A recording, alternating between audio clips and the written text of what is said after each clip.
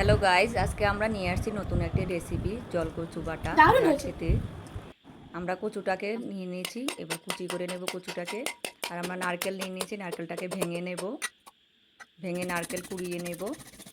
আমরা কচু বাটা করতে লাগবে নারকেল কোড়া, সর্ষে, রসুন, কাঁচামরিচ আর কচুটাকে আমরা কুচি করে নেব।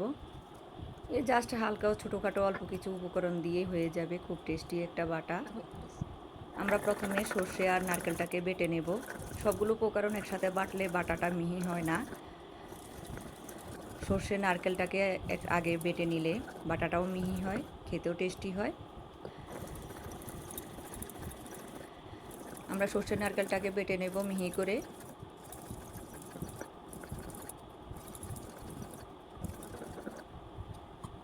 এবার আমরা কচু কুচিগুলিকে নিয়ে নেব, কচু কুচিগুলোকে আমরা ভালো করে বেটে নেব।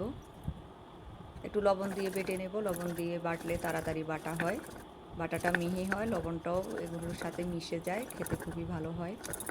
এবার আমরা কাঁচামরিচগুলোকে বেটে নেব। রসুন নিয়ে নিয়েছি, রসুনগুলোকে আমরা থেতো করে বেটে নেব। এবার সবগুলো উপকরণ আমরা একসাথে মিশিয়ে নেব, মিশিয়ে আবার ভালো করে মিহি করে বেটে নেব।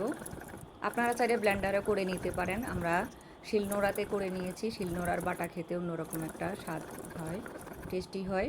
গরম ভাতের সাথে খেতে খুবই টেস্টি লাগে। দেখুন কতটা মিহি হয়েছে। হয়তো একটু পরিশ্রম হয়, কিন্তু খেতে খুবই দারুণ হয়। গরম ভাতের সাথে খেতে খুবই ভালো এই দারুণ হয়েছে। রোদ্দুরে।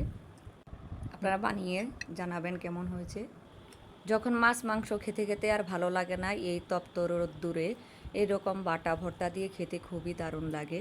ভিডিওটি ভালো লাগলে লাইক করবেন এবং শেয়ার করবেন, সাবস্ক্রাইব করবেন চ্যানেলটিকে। পাশে থাকার জন্য ধন্যবাদ।